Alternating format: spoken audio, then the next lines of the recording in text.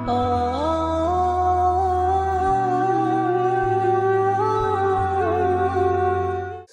এমন একজন ধরবে যেটা ধরার পর আর কোনোদিন ছাড়বে না, তার নাম হলো আজরাইল। ধরে কোন কথা ঠিক কি? আপনারা এমন একটা লোক হিম্মত দিয়ে বলেন তো যে হুজুর আমি এখান থেকে বাড়ি যেতে পারবই। আমাকে বলতে হয় পারবো ইনশাআল্লাহ, যদি আল্লাহ চায়। তো যাদের এখান থেকে বাড়ি যাওয়ার গ্যারান্টি নাই, তারা এত বড় মাতলামি কেন করো? আমি যে আয়াতে কারিমা তেলাওয়াত করলাম এর উপরই তাফসীর হবে। এত বড় মাতলামি কেন করো যে তোমার 5 তলা বিল্ডিং এর উপর তলায় উঠে তুমি 1.5 লাখ টাকার খাটে 12,000 টাকার কম্বল পরে তামানে দিয়ে 9টার সময় বলতেছা আমার বাড়ি আমার ঘর আমাক নামাইকে, আমার বাসা আমার ঘর আমাক নামাইকে। কয়টার সময়? 9টার সময়। রাত যখন 3টা বাজে তখন একটা ভূমিকম্প হচ্ছে। ভূমিকম্প বোঝানোর পর না, গোটা বিল্ডিং লড়তেছে। 9টার সময় কি কয়েছে? আমাক নামাইতে। আর রাত 3টার সময় যখন ভূমিকম্প শুরু হয়েছে তখন এত ফোর্সে নামছে যে কম্বলের মধ্যে ঘুমিয়ে লুঙ্গি খোলা আছে, এই লুঙ্গিটা পর্যন্ত পরার টাইম পাইবে না। ফেরেশতাকে আল্লাহ তুমি এটা কি করলে? আল্লাহ কয় 9টার সময় এই কি করেছিল? 9টার সময় করেছিল আমার নামাইকে, রাত 3টার সময় আমি আল্লাহ তারা ওরে ল্যাংটা করে নামাইছে। আজকে ক্ষমতার চেয়ার পাইয়া কেউ যদি মনে করো এত সালের আগে আমার নামাইকে, আল্লাহ বলে সময় লাগবে না, সময় লাগবে না। সামান্য করোনা দিয়া পৃথিবীর শ্রেষ্ঠ শক্তি আমেরিকাকে আমি আল্লাহ দমন করেছে। তোর এখানে কথা ঠিক ঠিক না। ওরা বলেছিল মোল্লার দল মসজিদ পর্যন্ত, মোল্লা এখন আফগানিস্তান চালায়। একটা আমেরিকাও অনুবীক্ষণ যন্ত্র দিয়ে খুব আফগানিস্তানে পাওয়া যায় না। আমার আল্লাহ পারে কি পারে না? তো ইজ্জু মান তাশা ওয়া তুযিল্লু মান তাশা বিয়াদিকাল খায়র ইন্নাকা আলা কুল্লি শাইইন কাদির। এখন আসেন, কারণ আপনারা এবং মা বোনেরা এই দুই দলকে সমন্বয় করে আমার ওয়াজ করা লাগবে। মাগরিবের পর থেকে এখানে ওয়াজ হয়েছে, আমি তো মাগরিবের পরে আইছি, মুলাডলিতে আমি মাগরিব পড়ছি। অনেকের ভিতরে সন্দেহ যদি না আসে, আসলে আপনারা গোপন খবর জানেন না। আমি আসি ঠিকই, অনেক জায়গায় আমাকে উঠপারি দেয় না। ঘরের ভিতর থেকে আমাকে চলে যেতে বলে যে হুজুর আইসেন ঠিকই, কিন্তু মঞ্চে যাওয়া যাবে না। হাজার হাজার জনগণ আসে ঠিকই, কিন্তু সে কেউ আমার পায় না। ওরা বলে হুজুর আসেনি, না অসুস্থ, কি করবে আপনি? তো এই যে সন্দেহ যদি না আসে, যার কারণে আমাকে মাগরিবের পরই এখানে আসতে হয়েছে। এসব ক্ষতি হয়নি। আমি বক্তাদের ওয়াজ খুব ঘরের ভিতরে খেয়াল করে শুনলাম, ভালো ওয়াজ করছে, কিন্তু এখন পর্যন্ত মা বোনকে নিয়ে তেমন কোনো গুরুত্বপূর্ণ কথা বলেনি। আপনারা তো জানেন বর্তমানে আমাদের প্রধানমন্ত্রী কি? মায়ের জাত। ধরে কোন কিসের জাত? আর প্রেসিডেন্ট কি? বাপের জাত। ধরে কোন প্রেসিডেন্ট কি? এটা কওয়া লাগবে তো। বর্তমানে বাংলাদেশের প্রেসিডেন্ট কি আর প্রধানমন্ত্রী কি? আপনারা বলেন তো কোন জাতের ক্ষমতা বেশি? আমাদের বাংলাদেশের প্রেক্ষাপটে প্রেসিডেন্টের খবরই আমরা পাই না। ধরে কোন কথা আছে না মারা গেছে রে। আর প্রধানমন্ত্রী প্রতি মিনিটে মিনিটে আমরা খবর পাই। শুধু বাংলাদেশে নয়, প্রত্যেকটা বাড়িতে নারী হয়ে গেছে প্রধানমন্ত্রী আর পুরুষ হয়ে গেছে প্রেসিডেন্ট। ধরে কোন কথা ঠিক ছিল। এই জন্য আমাদের মা বোনদের ব্যাপারে কিছু কথা বলতে হবে। এই আয়াতে কারিমার মধ্যে সব আছে।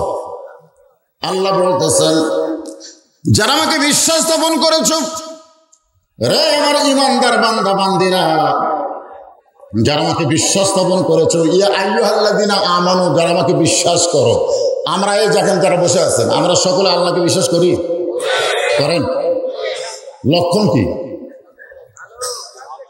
সাহাবীরা বললেন ইয়া রাসূলুল্লাহ, আমরা যদি বলি আল্লাহকে বিশ্বাস করি তাহলে কি দায়িত্ব শেষ? রাসূল বললেন ইকরার বিল লিসান, খালি বিশ্বাস করি এটা বললেই হলে ইকরার বিল লিসান, জবানে বলো, শেষ। আল্লাহ নবী বললেন শুধু জবানে বললে হবে না, কলিজার মধ্যে জায়গা দেওয়া লাগবে। শুধু কলিজার মধ্যে জায়গা দিলে হবে না, আমল বিল আরকান, আমলের মাধ্যমে প্রকাশ করা লাগবে। যারা আল্লাহকে বিশ্বাস করেন তারা ফজরের নামাজ পড়ছেন, আর যারা করেননি তারা পড়েননি। হয়তো বলবেন হুজুর কেমনে? এখানে যে বলা হচ্ছে আমল বিল আরকান, আমি যে আল্লাহকে বিশ্বাস করি সেটা আমলের মাধ্যমে কি করা লাগবে? প্রকাশ করতে হবে। তাহলে আসসালাতু খায়রুন মিনান নাম শোনার পরেও যেই মুসলমান নামধারী মসজিদে যায় নাই, ও মুসলমান দাবি করলেও মুসলমান হতে পারবে না। কারণ বাইনাল আবদি ওয়াল কুফরি তারকুস সালাহ, বান্দার কাফেরের মধ্যে পৃথক করার জিনিসটার নামই হলো নামাজ। জোরে কর ঠিক কিনা? আমার কয় হুজুর মসজিদের উন্নয়ন করা লাগবে, একতলায় আর মুসল্লি ধরে না, এই জন্য এবার আমরা দোতলা করার নিয়ত করছি। এমন ওয়াজ করবেন ওয়াজে যেন দোতলা হয়ে যায়। তাই কমিটির লোককে বললাম, ভাইজান ফজরের খবর কি? তো বলতে হুজুর এক কাতারে হয় না। জোহরের খবর কি? বলে কোনো মতে এক কাতার হয়। আসরের খবর কি? কয় ফজরের মতো। মাগরিবের খবর কি? বলে হুজুর কোনোদিন 1.5 কাতার হয়। মানে কয় কাতার? আমাদের বগুড়ার ভাষা 1.5 কাতার। আপনারা কি বোঝেন? 1.5 কাতার। তো এশার খবর কি? বলে শেষ নামাজ তো ওই ফজরের মতোই হয়। আমি বললাম মসজিদের মধ্যে কয় কাতার? কয় 9 কাতার। তো 9 কাতারের এখনো 2 কাতারই হয় না, তাহলে দোতলা করবে কেন?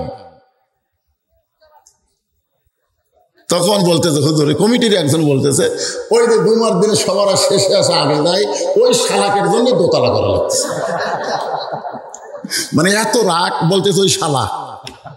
তাও ভালো শালা কইছে, আল্লাহ কিন্তু শালা কয়নি, আল্লাহ বলেছে ফাওয়াইলুল লিল মুসাল্লিন। মারাত্মক কথা। এখন কারা কারা ফজর পড়েননি, আজকের মাহফিলে বসে আছেন, আমি আপনার বিবেককে বললাম, যদি আপনি আজকের দিনে মারা যেতেন জোহরের আগে, দুনিয়ার কোন মওলানা কোন হুজুর আপনাকে দোয়া দিয়ে জান্নাতে নিয়ে যাওয়ার পারবে না। আর আপনি যদি ফজর নামাজ পড়ে জোহরের নামাজ আগে মারা যান, কোন জানাজা করা লাগবে না, বিনা জানাজায় কবর দিলেও ওই ফজরের নামাজের উসিলায় আল্লাহ আপনাকে জান্নাত দিয়ে দিবে। অনেক লোক কিন্তু জান্নাতে হবে, কিন্তু ভিতরে ঢুকতে পারবে না। অনেক লোক জান্নাতে দান করতেছেন, অনেকে হুজুরি নামাজ পড়ে 1 বস্তা সিমেন্ট দেয় না, আমি নামাজ না পড়ে 10 বস্তা দিছি। ভালো করছে। তো হুজুর তো দোয়া করলো জান্নাতে, কি জান্নাত পাবি তো? নামাজ না পড়ে জান্নাত পাবো? পাবি ঠিকই, কিন্তু বিপদ আছে। বলে কি বিপদ? আল্লাহ বলবে জান্নাতে যাও, তুমি তখন জান্নাতে যাবা, যাই দেখে বিশাল একটা তালা, আসসালাতু মিফতাহুল জান্নাত, নামাজ হচ্ছে বেহেশতের চাবি, তো তালা লাগানো আছে, এখন তোমার কাছে চাবি নাই।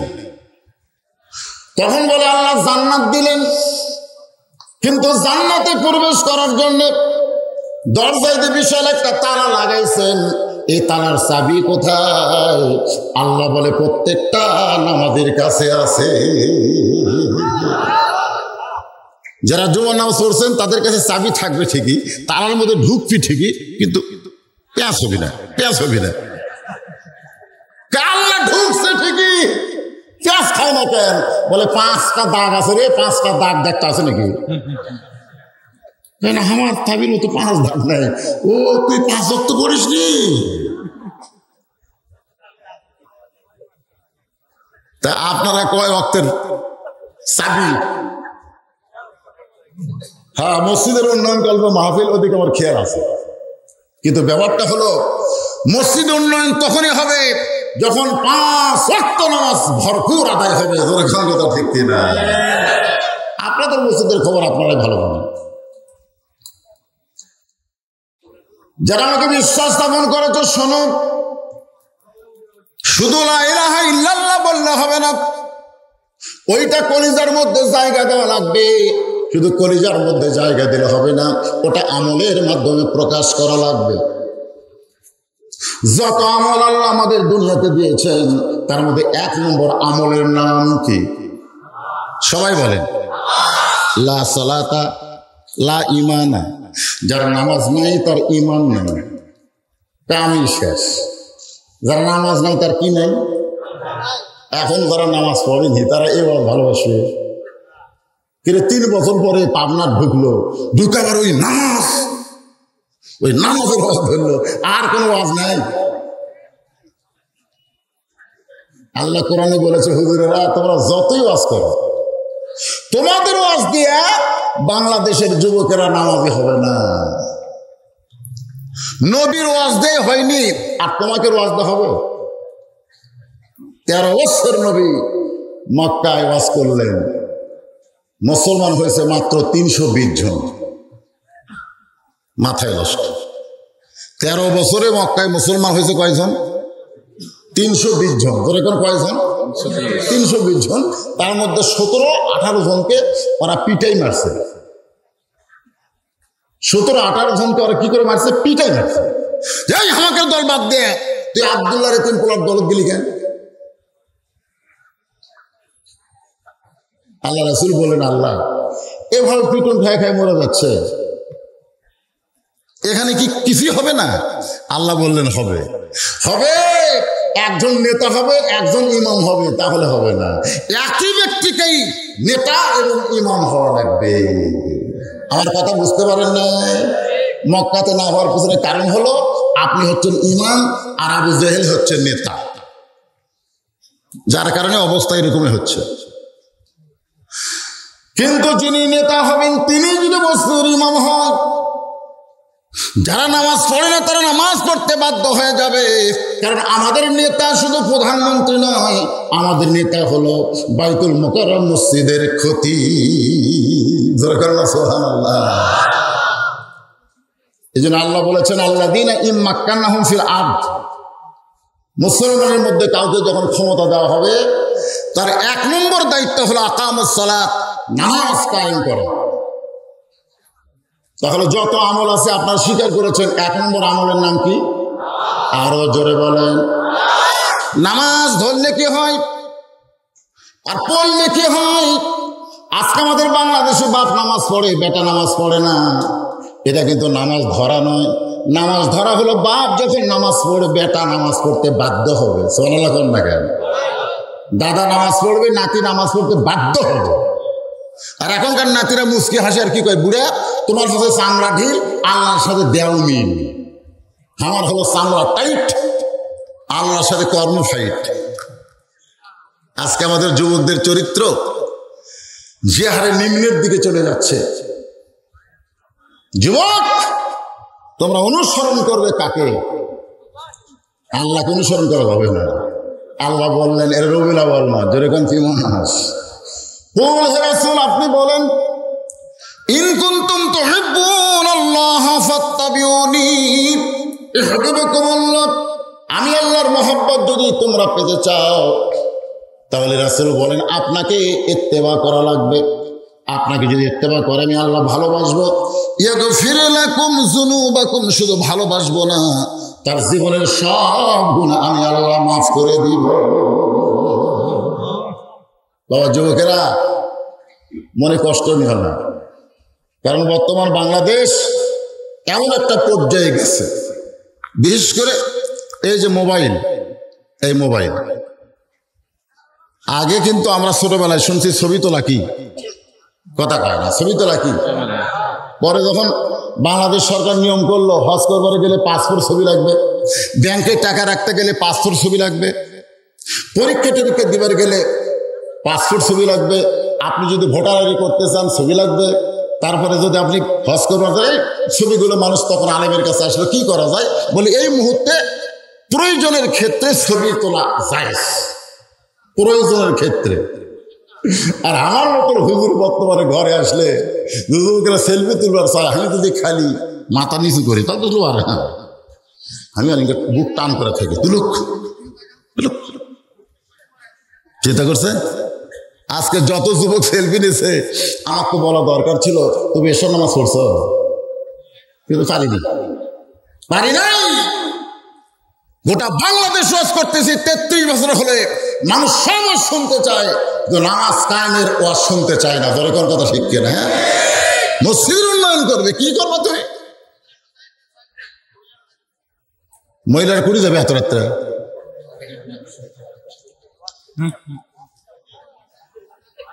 এই রাস্তাতে মহিলারা যাচ্ছে, বিকল্প কোনো রাস্তা নাই। আল্লাহ কোরআনে বলেছেন অকরনা ফি বুয়ুতিকুন্না ওয়ালা তাবাররাজনা তাবাররুজাল জাহিলিয়াতিল উলা। এই মেয়েরা, এই মেয়েদের সম্পর্কে আল্লাহ বলতেছেন। এটা কি আমার কথা না আল্লাহর কথা? তোমরা ঘরের মধ্যে অবস্থান করো, তোমরা ঘরের বাহির হয় না। কোনো প্রয়োজনে যদি ঘরের বাহির হয় তাহলে পর্দা নিয়ে হেজাব নিয়ে বের হওয়া লাগবে।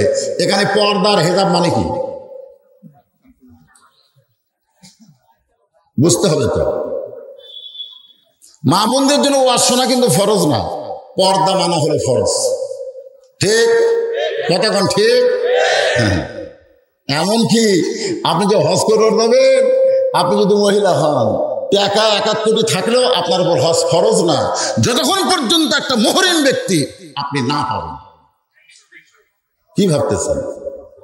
যে হজ ফরজ হয়ে গেছে সেটা পর্দা নিয়ে করার মতন পরিবেশ যদি না পায়, মেয়েদের জন্য হজ ফরজ না, আর ওয়াজ শোনা তো মুস্তাহাব। এতগুলো মরদ মানুষ, ছেলে মেয়ে মানুষ যাবে, এটা সম্ভব না। রাস্তা, বিকল্প রাস্তা করেন। আর কতগুলো লোকেরা যে ওটা বেড়াম, এই ওটা বসা করে কেন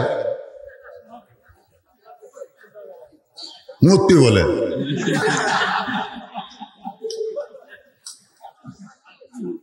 মানুষ জায়গা পাচ্ছে না, দাঁড়িয়ে আছে, আর এরা জায়গা পাওয়ার পরে পেশাব লাগছে। আপনাদের ভাই আপনাদের কাছে বসে আছে, উৎকর চাইলে ওর জিজ্ঞাসা করেন তুই উঠবি কেন? কুয়ান ফুজা কো আহালি কো না। আপনি শুধু একলাই জান্নাতে গেলে হবে না তো, আপনার পাশের ভাইটাকে নিয়ে যাওয়া লাগবে। হুকুম কার? যারা করে হুকুম কার? ও হয়তো এসব নামাজ পড়ে নাই দেখে নামাজের কথা শুনতে আর খারাপ লাগতেছে। আরে পাগলা, এসব বললো তো কি হয়েছে? ফজর থেকে নামাজ শুরু করে দাও, যত ওয়াক্ত নামাজ পড়ে না আল্লাহ তোমাকে মাফ করে দিবে। কারণ হকুল্লার ব্যাপারে আল্লাহ কঠিন হয়নি। হকুল্লাহ নামাজ, রোজা, হজ, যাকাত, এই ব্যাপারে আল্লাহ খুব একটা কঠিন হয়নি, কারণ আমি তওবা করলেই মাফ করে দেব। কিন্তু হকুল ইবাদ, যেটা বান্দার হক, এটার ব্যাপারে আল্লাহ কঠোর। ওইটা মাফ করার আমার শক্তি নেই, ওটার মাফ বান্দা কি করা লাগবে। তা আপনারা এই নামাজটা তো হকুল হয়। শোনেন, যে কথা বলতেছিলাম, আত্তাকুল্লাহ, ইমানদারের জন্য 1 নম্বর আমল নামাজ না, 1 নম্বর আমল হলো আল্লাহর ভয়। ধরে কোন কার ভয়? এখনই আসরের নামাজ পড়ছে, পড়ে ওই ব্যক্তিটা জমি আবাদ করে, জমির ধান দেখতে গেছে, যা দেখে উপর জমির পানি আছে, নিচে ওর জমির পানি নাই। নামাজ কিন্তু এখনই পড়ছে, মাথার টুপি আছে, নামাজের ধুলা কপাল কিছুটা আছে। ওই লোকটা যাই দেখতেছে উপর জমির পানি আছে, নিচের জমির নাই। তো নিচের জমি তো নাই, মানে ওরই জমি। এখন চিন্তা করতেছে কি করা হয়। চারিদিকে এভাবে তাকায় দেখে না, কোনো মানুষ নেই, এক জমি। আস্তে করে বসে জমির আল কেটে দিচ্ছে, আল কাটাতে ওই পানি দিয়ে হাত ধুছে, ধুয়ে আমার উপর দিকে চারিদিকে তাকায় বলে আলহামদুলিল্লাহ, কেউ দেখেনি। আপনারা বলেন শুকরিয়া, পাপ হবে না গুনাহ হবে? পাপ হবে না সওয়াব হবে? চারদিকে তাকায় বলে আলহামদুলিল্লাহ, কেউ দেখেনি। এই লোকটা আসরের নামাজ পড়ল, কিন্তু আল্লাহর ভয় তার কলিজার মধ্যে নাই। আল্লাহর ভয় যদি কলিজার মধ্যে থাকতো, কোন নামাজি সুদ খাইতো না, কোন নামাজি ঘুষ খাইতো না। কারণ আল্লাহ কোরআনে বলেছেন ইন্নাস সালাতা তানহা আনিল ফাহশাই ওয়াল মুনকার। আল্লাহ কয় নামাজের জোরে ফাহিশাটা যাবে দূরে, পাক কোরআনের আছে ঘোষণা। এখন আকাম কুকাম নামাজ রোজা একসাথে বান্ধিয়া বোঝা, জাহান্নামে দিয়াছ রওয়ানা, আজ কেন আল্লাহর নামাজ ধরতে পারলা না? আপনি যে জোহর নামাজ জামাতে পড়ে বাড়ি যায় দুপুরে ভাত খাচ্ছেন, আপনার বউ আপনাকে খাবার দিচ্ছে, তরকারি দিচ্ছে, আপনার খাওয়ার আগে জিজ্ঞাসা করা দরকার ছিল আমি তো জোহরের জামাত পড়ে আসলাম, তুমি কি জোহরের নামাজ পড়ছো? বউ যদি কয় না আমি তো নামাজ পড়িনি, আপনার তখন কি বলা দরকার? একসঙ্গে ভাত খাবো, নামাজ পড়ো, তারপরে খাবার দাও। আপনি যদি এই নিয়মটা চালু করেন যে নামাজ না পড়ে জোহরের খাবার খাবো না, যে ছেলেটা আপনার সঙ্গে বসেছে তাকে জিজ্ঞাসা করা লাগবে তুই কোন কাতারে নামাজ পড়লি? আমি তো সামনে কাতারে, তোকে তো মসজিদের মধ্যে দেখলাম না। বেড়াতে দিকে আব্বা আমি তো নামাজে যাই নাই। তুমি যদি বাবা হও, 10 বছর থেকে মারের কথা আছে, তোর কথা ঠিক কিনা? মারের কথা 10 বছর থেকে। আল্লাহর বান্দারা সমাজ বিশৃঙ্খল হওয়ার কারণ কি? এই যুবকেরা রাস্তার পাশে বসে সরকার নিয়ম করে দিছে বাল্য বিয়ে বন্ধ করো। বর্তমান সরকারকে বলবো শুধু বাল্য বিয়ে বন্ধ করলে হবে না, বাল্য প্রেম বন্ধ করা লাগবে। তোর কথা ঠিক কিনা? প্রত্যেক ছেলের হাতে মোবাইল। 17 বছরের ছেলে 13 বছরের মেয়ের সাথে প্রেম করতেছে। একবারে মিনিট কিনছে 500 মিনিট। ওদের প্রেম তো রোগ যখন শুরু হয়, সব রোগের সেরা রোগ, তারই নাম প্রেম রোগ। এই রোগের ওষুধ কোনো নাই রে, ডাক্তারেরাও ফেল মারে ভাই। রাস্তার পাশে বসে ওর প্রেমিকার সাথে গল্প করতেছে। 10 মিনিট 20 মিনিট হয়ে যায়, এমন ভাবে বসে গল্প করতেছে। রাস্তা দিয়ে মানুষ চলাফেরা করতেছে, একটা মানুষের ছেলেটার দিকে তাকায় না। কারণ বর্তমান বাংলাদেশে এমন একটা পরিবেশ তৈরি হয়েছে, আপনার সামনে যদি কোনো মানুষকে হত্যা করে আপনি কিছুই বলবেন। দেখেন না, ঢাকার পিটে মারতেছে একটা লোককে, আর হাজার হাজার শত শত লোক দাঁড়ায় দেখতেছে। যদি বলা হয় চলো যাই, বাধা দেয়, দরকার নাই, এরা ক্ষমতা পাচ্ছে। যারা মারতেছে এরা কাটাছে, কাটাছে। ক্ষমতায় কি মানুষ আছে না আল্লাহ আছে? রাতটা করলে আমাদের কলেজের মধ্যে থাকতো, তাহলে কখনো বলতাম না অমুক দল ক্ষমতায় আছে, সামনে অমুক দল ক্ষমতায় যাবে। এটা কোনো মুসলমানের বাক্য হতে পারে না। মুসলমানের বাক্য হলো সবসময় ক্ষমতায় আছে আমার আল্লাহ। একদল ক্ষমতায় আছে, একদল ক্ষমতার যাবি। রাস্তার পাশে ছেলেটা ঘন্টার পর ঘন্টা গল্প করে, শত শত মানুষ যাওয়া আশা করে। কয় না তুই কার ছেলে রে, তোর বাপকে? তুই যেখানে বসে গল্প করতেছিস মোবাইলে ঘন্টার পর ঘন্টা, তোর কি রোগ ধরছে? এক লোক কয় না। কারণ ওই ছেলে যাকে অনুসরণ করে ও কোনো আলেম অনুসরণ করে না, ও শাকিব খানকে অনুসরণ করে। যেরকম কথা ঠিক কিনা? বাংলাদেশের একটাই নাম শাকিব খান, ওই বিয়ার আগে বাচ্চা দেয়। বর্তমানে ওর কাছে কোনো ভালো নাই, হেফাজত নাই। ওই প্যাটের মধ্যে ঢুকে দিবি, দিয়ে বলবে এখন প্রকাশ করা যাবে না, মোটামুটি বয়স হলে করো। আমাদের বগুড়ার জামাই, আমাদের বগুড়ার কিন্তু জামাই প্রথম বিয়ে করছে অপু বিশ্বাসকে, মুসলমান মানে 7 বছর পরে সেটা খবর আছে। তারপর আবার বিয়ে করলো বুবলিকে, 2.5 বছর পরে সন্তান সহ ফেসবুকে হাজির। আবার আজকে শুনলাম যে পূজা সেরি না কি সেরি একটা আছে, একসময় সিনেমায় ছোট্ট বাচ্চার অভিনয় করেছে, ওরেও নাকি। এই অবস্থা দেখে এক মেয়ে, শাকিব খান যখন আমেরিকা থেকে বাংলাদেশে আসতেছিল তখন তাকে সম্বর্ধনা দেওয়ার জন্য যুবকেরা দাঁড়ায় আছে রাস্তায়। এক মেয়ে বলতেছে আমার জীবনের বড় সাধনা, আমি শাকিব খানে 5 হয়ে খালি বরকত নেব, 5 হয়ে। সেই মেয়েটা এখন বলতেছে ওই 5 হওয়ার পর থেকেই আমার দেহ বমি বমি ভাব। কি অবস্থা রে! যুবক, রাস্তার পাশে বসে গল্প করো ঘন্টার পর ঘন্টা, একটা মানুষও তোমাকে ভালো হওয়ার জন্য সেভ করে নাই। আজকে আমি বগুড়া থেকে এসেছি, তুমি যুবক জাহান্নামী না, তুমি যুবক হবে হাসান হোসাইনের জান্নাতি যুবকদের সর্দারের একজন। জোরে করার কথা ঠিক না? যুবক জান্নাতি যুবকদের সর্দার হলো হাসান হোসাইন। সেই পথে যদি যাবার চাও তাহলে 1 নম্বর আমল হচ্ছে আত্তাকুল্লাহ। তুমি কি করতেছো ওরা কেউ না দেখলেও কে দেখতেছে, এই ভয়টা কলিজার মধ্যে রাখার দরকার আছে না নাই? আল্লাহ বলতেছেন শুধু ভয় রাখলে হবে না, নিয়ম মতো ভয় করা লাগবে। নিয়ম মতো, নিয়ম মতো কি? রাস্তা দিয়ে দাদি যাচ্ছে আর নাতনি যাচ্ছে, দাদির গায়ে বোরকা আছে কিন্তু নাতনির গাওয়াত নাই। আপনারা বলেন তো রাস্তার জনগণ কি দাদির দিকে তাকাবে না নাতনির দিকে তাকাবে? আল্লাহ যে বলেছেন হাক্কা তুকাতিহি, এর ব্যাখ্যা হলো, এটা বোঝানোর জন্য বলতেছি, রাস্তার লোকজন কিন্তু নাতনির দিকে তাকাবে, অথচ নাতনির গাওয়াত বোরকা নাই। নাতনির গাওয়াতে একটা ওন্না আছে, একটা কি আছে, ওন্না আছে। আগে ওন্না কিন্তু এরকম থাকতো, আগেকার মেয়েরা ওন্নাটা এরকম দিয়ে রাখতো, কিন্তু এখনকার মেয়েরা আবার এরা বুবলি অনুসরণ করে ওন্নাটা এরকম ঘুরে দিচ্ছে, এরকম ঘুরে দিচ্ছে। ওন্না আছে ঠিকই, কিন্তু জায়গা মতো নেই। তাহলে এখন বলেন, রাস্তার জনগণ কি দাদির দিকে তাকায় থাকবে না নাতির দিকে? তাহলে দাদির গায়ে বোরকা আছে, নাতির গায়ে নাই। এখন আপনি দাদিকে বলতেছেন, কে দাদি বোরকা পড়ছেন কে? আল্লাহর ভয়।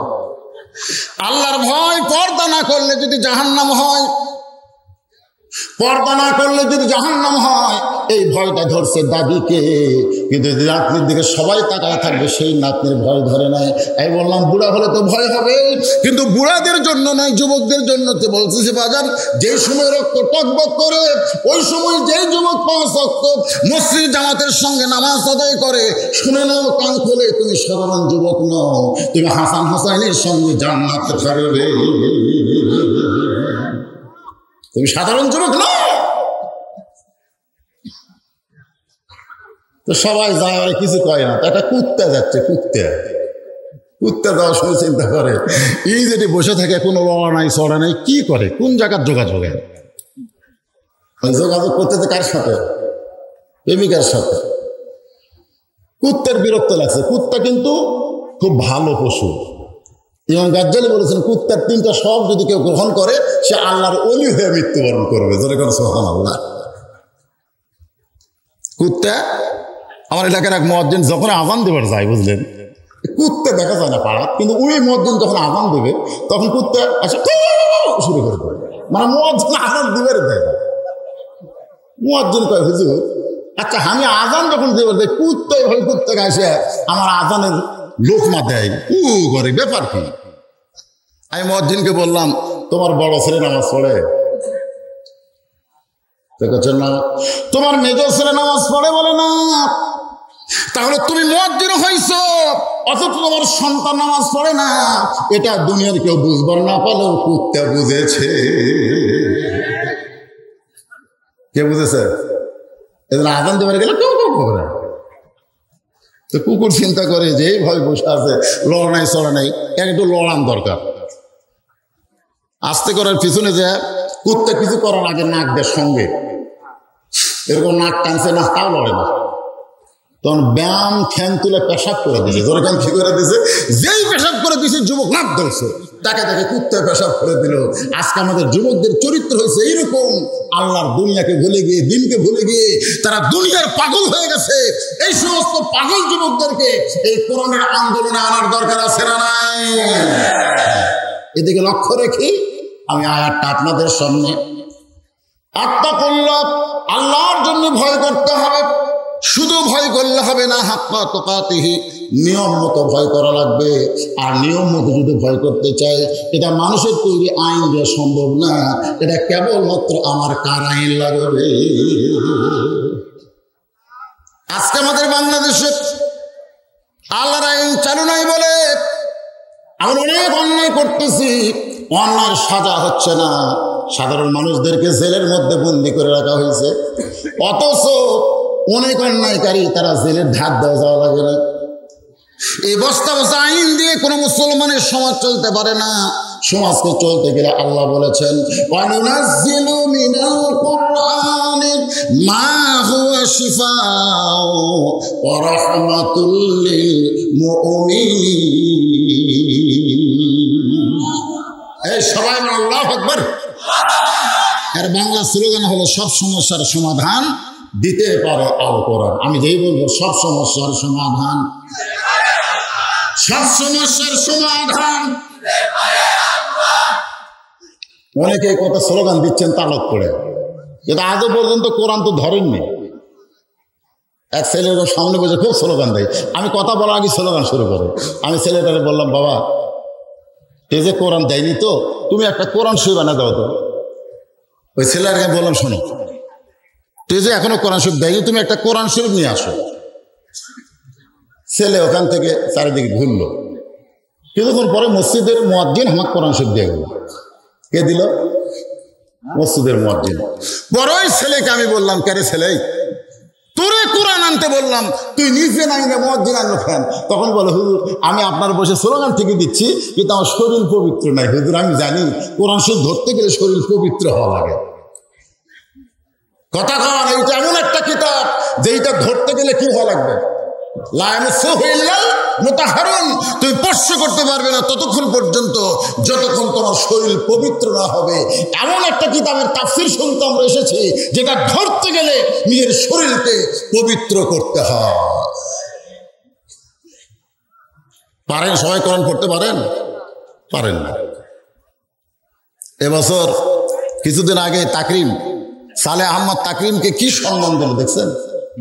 রাত 2টার সময় বিমানবন্দরে নামছে, হাজার হাজার লক্ষাধিক মানুষ সকল সম্ভাষণ জানানোর জন্য গেছে।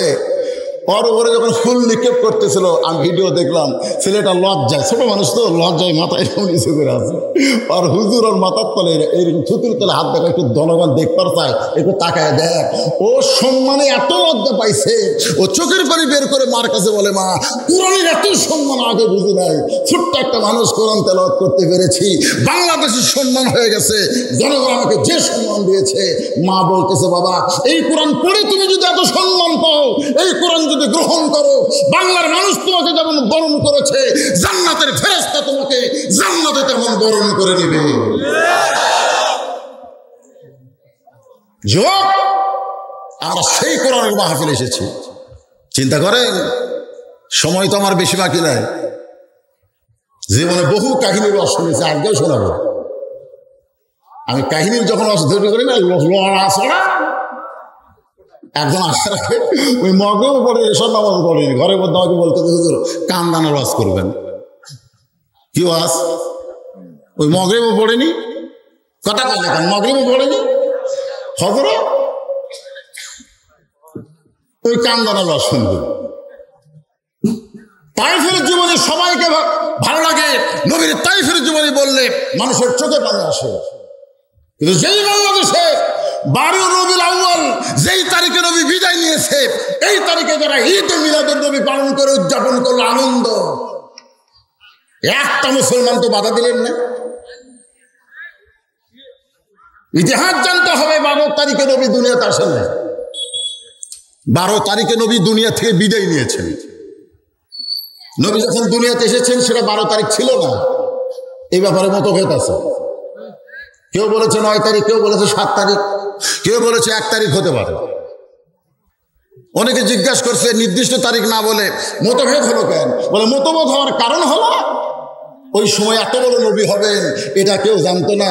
আর জন্মের আগে যার বাবা মরে গেছে অনেক মানুষও তাকে কুলটা বলতেছে, কুলটা, পেটে থাকতে যার বাপ মরে সেই ছেলে ভালো হবে। আর সেই ছেলে কবে জন্ম নিও সেই তারিখ কেউ মনে রাখে নাই। কিন্তু নবী যখন বিদায় নিয়েছে তখন নবীর 1.25 লক্ষ সাহাবী ছিল। ধরে কোন সুবহানাল্লাহ, কত সাহাবী? 1.25 লক্ষ সাহাবী ছিল। সমস্ত সাহাবী নবীকে এত ভালোবাসে, নিজের জীবনের চাইতেও বেশি। তাই তারা তারিখ নির্ধারণ করে রাখতে পেরেছে 12 তারিখে নবী দুনিয়া থেকে বিদায় নিয়েছে। 12 তারিখ যদি নবীর বিদায় নেওয়ার দিন হয়, ওইটা মুসলমানের কোনোদিন আনন্দের দিন হতে পারে না। কি আনন্দের দিন? নবীর বিদায় আপনার কাছে আনন্দ? উমর ফারুকের মতন কঠোর মানুষ বলেছে, কেউ যদি বলে নবী বিদায় নিছে, তার দেহ থাকবে কিন্তু মাথা কি ভালোবাসে। নবী বিদায় নিছে সে মানেই পারতেছে না। আল্লাহ বললেন, মা কানা মুহাম্মাদুন আবা আহাদিন মির রিজালিকুম ওয়ালাকিন রাসূলুল্লাহি ওয়া খাতামান নাবিয়্যিন। আল্লাহু আকবার। সবাই কান করবেন জোরে, আল্লাহু আকবার। আল্লাহ বললেন, লা তামুতুন্না, তোমরা মৃত্যুবরণ করো না, ইল্লা ওয়া আনতুম মুসলিমুন, যতক্ষণ তোমরা মুসলমান না হবে। ভাইজান, আমরা মুসলমান হয়ে যদি মরতে চাই আমাদের কি করণীয় একটু জানার দরকার আছে না নাই? না মুসলমানের ঘরের জন্ম নিছেন বলি আপনি মুসলমান হয়ে মরতে পারবেন? মুসলমানের ঘরে জন্ম নিয়ে যদি মুসলমান হয়ে মরা যেত তাহলে আল্লাহ কেন বললেন লা তামুতুন্না, মৃত্যুবরণ করো না, ইল্লা ওয়া আনতুম মুসলিমুন, যতক্ষণ মুসলমান না হবে। আচ্ছা, আমি যে ওয়াজ করতেছি আপনি কি বুঝতে পারতেছেন? এই ওই যে ওটা বসা তারা করে, এরা কি বুঝতে পারতেছে না? উঁচাতে যারা আছেন আমার কথা কি বোঝা যাচ্ছে? একটা হাত তুলে বলেন তো, বোঝা যাচ্ছে? এই কথা বোঝা যাওয়ার পরে উঠেন কেন? আশ্চর্য কথা। কি হয়ে মরবেন? কি হয়ে মরবেন? মুসলমান যদি মরতে চান, সময় তো বাকি নাই, ওটা যাবেন কোথায়? বাড়ির যাবেন? এমন আল্লাহ করতে পারে বাড়ির যাওয়ার আগে তোমাকে হাসপাতালে যাওয়া লাগতে পারে। জোরে করে কথা ঠিক করে এসেছেন যখন কোরআনের মাহফিলে, ইয়ার কি করেন না? আল্লাহ বলেছেন লা তাসমাউ লিহাযাল কোরআন ওয়ালগাউ ফীহি লাআল্লাকুম তাগলিবুন। ওয়াকাল্লাযিনা কাফারু, এরা কাফেরদের সামনে বলেছেন। যখন কোরআনের কথা হয় উঠবেন কেন? সাহাবীদের উপরে পাখি পড়ে, পাখি পায়খানা করে দিচ্ছে, তাই সাহাবীরা জানতে পারেন না। আল্লাহ রাসূল বলেছেন সাহাবী, আমি আলোচনা করলে তোমার মাথায় পাখি পড়ে, তুমি বুঝতে পারো না। বলে হুজুর, আমি কোরআনের আলোচনায় এমন পর্যায়ে চলে যাই, মনে হয় জান্নাত আর জাহান্নাম আমাকে সরাসরি দেখানো হয়। তুমি কোরআনের পাগল হও, জান্নাত পাবে, কোরআনের বিরুদ্ধারণ করলে তোমাকে জাহান্নাম ফেলে দেওয়া হবে।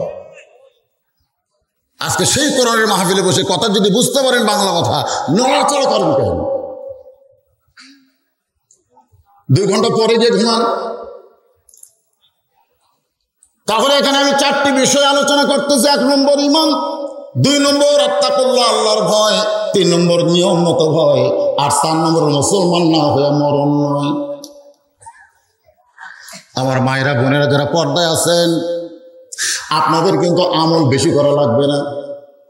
মেয়েদের এত সুযোগ, সোনাল বলেন, রাসূল বললেন মাত্র 4টা আমল করো, আল্লাহ 4টা আমলের বিনিময়ে তোমাদেরকে 8টা জান্নাত দিয়ে দিবে। সোনাল হয় না? আচ্ছা, পাবনার শ্রোতারা তো এরকম ছিল না। সোনাল কি ভুলে গেছেন নাকি? সোনাল ভুলে গেছে?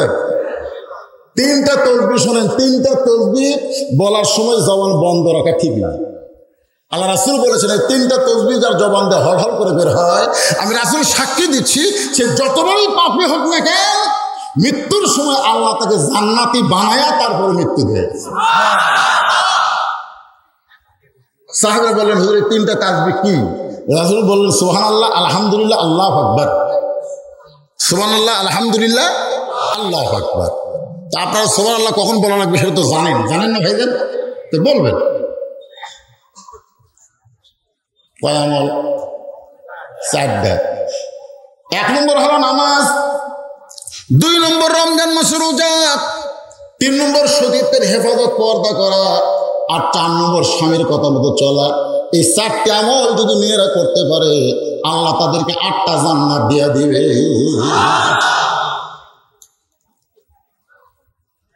নবীর মেয়ে এসে বলতেছে, বাবা, হাসানের বাবার মুখে শুনলাম আপনারা কি বলেছেন যে মেয়েরা 4টা আমল করলে 8টা জান্নাত পাবে। এই 4টা আমলের মধ্যে সবচাইতে গুরুত্বপূর্ণ আমল কোনটা? আল্লাহ রাসূল বললেন, ফাতেমা, মেয়েদের 4টা আমলের মধ্যে সবচাইতে গুরুত্বপূর্ণ আমল হলো পর্দা। আমার মায়েরা যারা পর্দার অন্তর আছেন, আপনাদের পর্দা নিওয়াজ করব। আল্লাহ নবী যখন মদিনায় গেল, কোন এক সময় ঘরের মধ্যে বসে আছে, এমন সময় ফাতেমা ঘরের মধ্যে ঢুকছে। নবী আমার মুস্কি মুস্কি হাসতেছে। ফাতেমার হাসি দেখে নবী চমকে গিয়ে বললেন, নবীর হাসি দেখে ফাতেমা চমকে গিয়ে বললেন, বাবা, আমি ঘরের মধ্যে আসলে আপনি হাসা শুরু করে দিলেন। রাসূল বললেন, ফাতেমা, তুমি জানো না আমার হাসির কারণ হলো আল্লাহ তাআলা আমাকে খবর দিয়েছে, আল্লাহ তোমাকে জান্নাতি নারীদের নেত্রী বানাবে। সঙ্গে সঙ্গে ফাতেমা একটু মুখ আড়াল করে হাসি দেওয়া শুরু করলেন। রাসূল বলেন, ফাতেমা, তুমি যে হাসতেছো, বলে, বাবা, এই খবরটা তো তোমার না, এই খবরটা হলো আমার। আল্লাহ আমাকে সমস্ত মেয়েদের জান্নাতের নেত্রী বানাবে, এটা জানার পরে আমার আনন্দ লাগতেছে। রাসূল বলে, ফাতেমা, খবর কিন্তু আর একটা রয়েছে। বলে, সেইটা আবার কোন খবর? বলে, আল্লাহ তোমাকে জান্নাতি নারীদের নেত্রী বানালে কি হবে মা? আল্লাহ তোমার আগে একটা মেয়েকে জান্নাত দিবে। আপনারা সুবহানাল্লাহ কইলেন, কিন্তু ফাতেমা সুবহানাল্লাহ কয়নি। ফাতেমা মুখ বন্ধ করে আছে। রাসূল বলে, ফাতেমা তুমি যে কিছুই বলো না।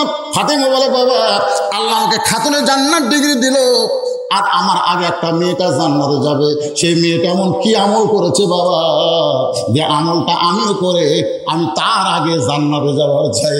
রাসূল বললেন, আল্লাহ তোমাকে একটা ডিগ্রি দিছে, তুমি জান্নাতে এদের নেত্রী হবা, আবার তোমাকে আগে জান্নাতে যাওয়া লাগবে কেন? ফাতেমা বলতেছে, আপনি জানেন না দুনিয়ার কোনো মেয়েকে তার উপর প্রাধান্য দিবার চায় না।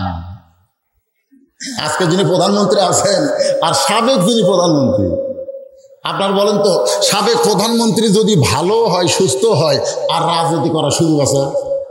এই সুযোগ আছে?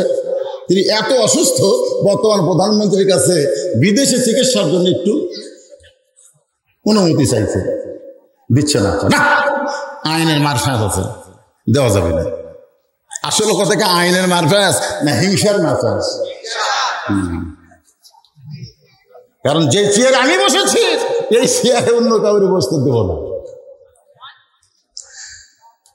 ফাতেমা বললেন, বাবা সেই মেয়েটার পরিচয় কি, যে মেয়েটা আমার আগে জান্নাতে যাবে? রাসূল বলেন, ফাতেমা ওই যে একটা পাহাড় দেখতেছে? বলে, হ্যাঁ। ওই পাহাড়ের পাশে একটা জঙ্গল দেখা যায়? বলে, জি। ওই জঙ্গলের পাশে ছোট্ট একটা বাড়ি? বলে, হ্যাঁ। ওই বাড়িটা হলো একটা কাঠুরিয়ার বাড়ি। ওই কাঠুরিয়ার বিবি জামিলাকে আল্লাহ তোমার আগে জান্নাত দেবে। এটা কিন্তু আমার মা বোনদের জন্য ওয়াজ করতেছি। ফাতেমা বলে, বাবা জামিলা এমন কি আমল করলো যে আমল করার কারণে আমার আগে আল্লাহ জামিলাকে জান্নাত দেবে? রাসূল বলে, ফাতেমা কি আমল করেছে এটা আমি বলবো না, এটা তুমি তদন্ত করে জানতে পারবা। মা ফাতেমা ওই জামিলার আমলকে তদন্ত করবে। আমার মায়েরা বোনেরা যারা পর্দায় আছেন, মা ওই কাঠুরের বউ জামিলা কি আমল করলো, খাতুনে জান্নাত ফাতেমার আগে জান্নাত যাবে। এই অবস্থা পুরুষ মানুষের জন্য না হলো নারীদের জন্য শোনা লাগবে। ধরে কার কথা ঠিক? কারণ মা বোনদের একটু থেমা ছিলেন। এখন আসেন কোরআনের তাফসীর। আত্তাকুল্লাহ, ভয় করতে হবে কার? একটু জবান খুলে বলেন, ভয় করতে হবে কার? আর আমরা ভয় করি কার? শোনেন, একমাত্র আল্লাহ। আল্লাহ বলতেছেন, লিয়াবলুয়াকুম, পরীক্ষা করা হবে, তোমাদেরকে পরীক্ষা করা হবে। আইয়ুকুম আহসানু আমালান, সুন্দর আমলের পরীক্ষা করা হবে। এই পরীক্ষা করার আগে আল্লাহ বলতেছেন, আল্লাযী খালাকাল মাউতা ওয়াল হায়াতা, তোমাদের মৃত্যু এবং হায়াতকে আমি আল্লাহ সৃষ্টি করেছি। কোনোদিন অন্য কারো ভয় করো না যে আমাকে মারতে পারবে, কোনোদিন বলো না যে ও তোমাকে বাঁচাতে পারবে। কারণ আপনারা আমার সবের বিশ্বাস করতে হবে বাঁচানোর মালিককে, মারার মালিককে। তাহলে প্রকৃত ভয় করতে হবে কাকে?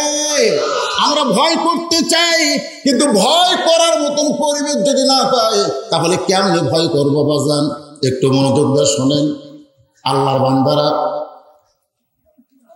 ইমামে আজম আবু হানিফা রহমতুল্লাহ আলাইহির নাম শুনছেন? ও যে একজন বললো না, হুজুর আপনি কেমন আছেন? দেখেন হাক্কা তুকাতি, একটু শোনেন মনোযোগ দিয়ে। তো উনি এক সময় জেলখানায় বন্দী হয়েছিলেন। যখন তাকে জেলখানার মধ্যে বন্দী করা হবে, অর্ডার দিয়ে দিল তাকে জেলখানা নিয়ে যাওয়া হোক। তাকে জেলখানায় যখন নিয়ে যাওয়া হচ্ছে, ঠিক ওই সময়ে একটা মহিলা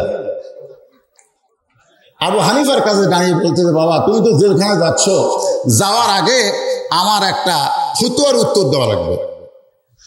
আবু হানিফা রহমতুল্লাহ বলে, বুড়িমা বর্তমান সরকারের কথা না মানার কারণে আমাকে জেলখানায় দেওয়া হচ্ছে, তুমি আফসোস করবা, তুমি আফসোস না করে কি ফতোয়া জানবার চাও? বুড়ি বলতেছে, বাবা আমার বাড়িতে একটা ছাগল আছে, সেই ছাগলের মুখেও দাঁড়িয়ে আছে, তোমার মুখেও দাঁড়িয়ে আছে। আমি শুধু তোমার কাছে জানতে চাই, ওই তোমার মুখের দাড়ি দাম বেশি না আমার ছাগলের দাড়ির দাম বেশি? আপনারা বলেন তো, এটা কি আলেমকে তাচ্ছিল্য করা হলো না? দরকার হলে কি হলো না? তাকে জেলখানায় নিয়ে যাচ্ছে, আর ওই সময় বুড়িটা বলতেছে, এই ফতোয়াটা আমার জানতে মন চায়, আমার বাড়ির ছাগলের দাড়ির দাম বেশি না তোমার দাড়ির দাম বেশি? যারা আবু হানিফাকে জেলখানায় নিয়ে যাচ্ছে, সেই পুলিশেরা বলতেছে, এই বুড়ি এই আলেমের সঙ্গে ঠাট্টা করতেছে কেন? বুড়ি বলতে যে তোমাদেরকে প্রশ্ন করি নাই, যাকে প্রশ্ন করেছি সে যে উত্তর দেবার পারলে দিবে, না পারলে বলবে আমি জানি না। আবু হানিফা আত্তাকুল্লাহ হাক্কা তুকাতিহি, আল্লাহর ভয় নিয়ম মতো ভয় করার কারণে বললেন, বুড়িমা আপনি যে প্রশ্ন করেছেন এখন এই মুহূর্তে আমি উত্তর দেওয়ার পারবো না, তবে অমুক দিন নির্দিষ্ট তারিখ দিয়েছে, অমুক দিন অমুক জায়গায় আপনি উত্তর পেয়ে যাবেন। সাল্লাল্লাহু বলেন। আবু হানিফা রাহমাতুল্লাহ আলাইহি জেলখানায় বন্দি থাকলেন। এক সময় জেলখানার ভিতরে থেকে হত্যা করা হলো। জেলখানার ভিতর থেকে হত্যা করার পরে হাজার হাজার মানুষ তার লাশটা নিয়ে গোসল করে জানাজার নামাজ পড়ে কবরের দিকে যখন নিয়ে যাচ্ছে, ঠিক ওই সময় ওই বুড়ি মানুষটা ওই লাশের সামনে হাজার হাজার লোকের সামনে দাঁড়ায় বলতেছে, তোমরা যাকে দাফন করতে যাবা আমার সঙ্গে ওয়াদা করেছে আজকের দিনে আমার প্রশ্নের উত্তর দিয়ে দিবে। বলে, বুড়িমা কি প্রশ্ন তোমার? বলে, তোমরা জানো না আজকে হাজার হাজার মানুষ শুনে নাও, সেদিন পুলিশের সামনে র্যাবের সামনে জেলখানায় ঢোকার আগে আমি তাকে প্রশ্ন করেছিলাম তার দাড়ির দাম বেশি না আমার বকরির দাড়ির দাম বেশি। আমাকে বলেছিল আজকের দিনে সে উত্তর দিবে। সমস্ত লোকেরা কান ধরে বলে, বুড়িমা মৃত্যু হয়ে গেছে, তুমি কি জানো না তার জানাজা হয়ে গেছে, তাকে আমরা দাফন করব, আর এই সময় তোমার প্রশ্নের উত্তর কেমনে দিবে? বুড়ি বিড়বিড় করে বলতেছে, তোমরা যারা জানাজা পড়লে, তোমরা যারা দাফন করবে, তোমরা সবাই বলতেছো লোকটা মারা গেছে, কিন্তু আমার আল্লাহ বলতেছে মরেনি। ওয়ালা তাকুলু লিমান ইউকতালু ফি সাবিলিল্লাহি আমওয়াতুন বাল আহইয়া ওয়ালাকিন লা তাশউরুন। কবর দেওয়ার আগে লাশ নামাও। সবাই বলতে, বুড়িমার দাফন করার জন্য লাশটা যখন কান্দে নেওয়া হয় তখন সেই লাশটার নামান যাবে না। বলে, ফতুয়া তোমরা বেশি জানো না যে তোমাদের কান্দে আছে সেই বেশি জানো? এই কথা কম, যাই কান্দত আছে তাই বেশি জানে না যারা জানাজা পড়াছে দোয়া করতে মাটি দিবে তারা বেশি জানে? নামাও, লাশ নামাও। কি করবে? লাশটা যখন নামাতে যাচ্ছে এমন সময় তুইজ্জু মান তাশা পড়েন, তুইজ্জু মান তাশা ওয়া তুযিল্লু মান তাশা বিয়াদিকাল খায়র ইন্নাকা আলা কুল্লি শাইইন কাদির। আল্লাহ অন্য জায়গায় বলেছেন, ইন্না আকরামাকুম ইনদাল্লাহি আতকাকুম। আত্তাকুল্লাহ, যে আল্লাহকে বেশি ভয় করবে ওই ব্যক্তি সবচাইতে সম্মানিত হবে। জোরে করে কথা ঠিক কিনা? তাহলে কান্দের লাশ কবরে না নামায়া বুড়ির সামনে নামানো, এটা কি সম্মান না অপমান? এটা সম্মান না? এরা তো কথা বুঝা পাচ্ছে না নাকি রে? অপমান না, যে কবরে নামানোর একটা কথা, মিনহা খালাকনাকুম ওয়া ফিহা নুইদুকুম ওয়া মিনহা নুখরিজুকুম তারাতান উখরা। যেই মাত্র লাশটা নামাতে যাবে এমন সময় লাশের কাছ থেকে একটা শব্দ আসতেছে, ও বুড়িমা তোমার ছাগলের দাড়ি চাইতে আমার দাড়ি ভালো। এখন আপনাদের কাছে আমার প্রশ্ন হলো, সেই দিন তিনি কেন বলতে পারলেন না তোমার ছাগলের দাড়ি চাইতে আমার দাড়ি ভালো? সেই দিন তো বলে দিলে এটা চুকে গেল, কিন্তু আজকে তার পক্ষে বলা হলো, সে তো বলে নাই, তার পক্ষে কে বলেছে? আরো জোরে কান, কে বলেছে? আরে আপনার পক্ষে দুনিয়া সমস্ত উকিল বিরুদ্ধচারণ করতে পারে, আল্লাহ যদি আপনার পক্ষে থাকে আপনার বিজয় হবে। জোরে কান কথা ঠিক কিনা? বিজয় আপনার দরজায় সে না পড়া না। একটু মনোযোগ দিয়ে শোনেন তো। এখন সেই দিন বলেনি কেন? সেদিন বলেনি কেন? না বলার কারণ হলো লা তামুতুন্না, আল্লাহ বলতেছে তোমরা মৃত্যুবরণ করো না ইল্লা ওয়া আনতুম মুসলিমুন। দেখেন কথাটা কত গুরুত্বপূর্ণ। সেদিন কি আবু হানিফা রাহমাতুল্লাহ মরছে? তো মরার সময় যদি বেঈমান হয়ে মারা যায়, আপনার বলেন তো বেঈমানের দাড়ির দাম বেশি না ছাগলের দাড়ির দাম বেশি? রবীন্দ্রনাথ ঠাকুরের দাড়ির দাম বেশি না আমাদের পাকা বকরির দাড়ির দাম বেশি? অনেকে কয় হুজুর দাড়ি থাকলে রবীন্দ্রনাথের দাড়ি ছিল। আমাদের পাগলা, রবীন্দ্রনাথের দাড়ি ছিল কিন্তু ইমান ছিল না। জোরে কান কি ছিল না? কথা কান কি ছিল না? আমলের মাপকাঠি হবে ইমানের উপরে। ইমান যদি না থাকে তাহলে তার আমলের কোনো দাম নেই। এই জায়গাতে কারিমা তেলাওয়াত করলাম, কি বুঝলেন? এখানে চারটি বিষয়। 1 নম্বর হলো ঈমান, 2 নম্বর হলো আল্লাহর ভয়, 3 নম্বর নিয়ম মতো ভয়, আর 4 নম্বর হলো মুসলমান না হয়ে মৃত্যু নয়। এই আলোচনাটা আপনাদের সামনে আমি আস্তে আস্তে উপস্থাপন করব, একটু মনোযোগ দিয়ে শোনার দরকার আছে না নাই? তা আপনারা যদি এগুলো উদ্বাস করেন, কি কি কি সেটা বলেন, সমস্যাটা কি? গরম গরম হচ্ছে না, কি গরম হচ্ছে? গরম হচ্ছে না। হ্যাঁ,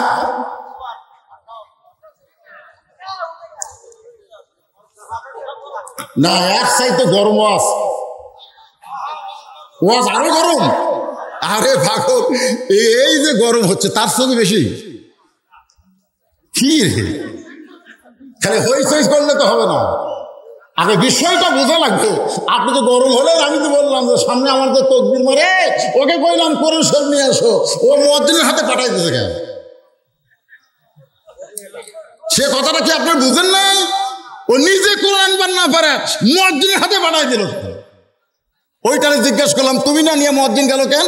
বলে হুজুর আমার শরীর পাক নাই। তো না পাকে অবস্থা আপনি যতই গরমের রস শোনেন, আপনার দেহ গরম হতে পারে কিন্তু আসল পাকে তো গরম হচ্ছে না।